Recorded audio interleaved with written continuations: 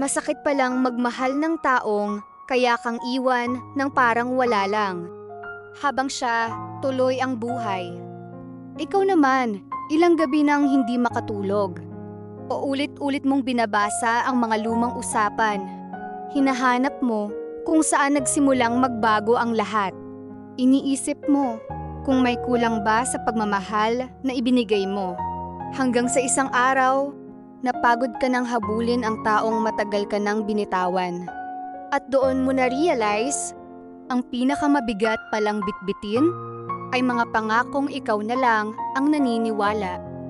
Hindi pala lahat ng mahal kita ay may balak manatili at hindi lahat ng sugat hinihilom ng oras. May mga sugat na naghihilom lang kapag tinanggap mong tapos na ang kwentong ikaw na lang ang nagsusulat.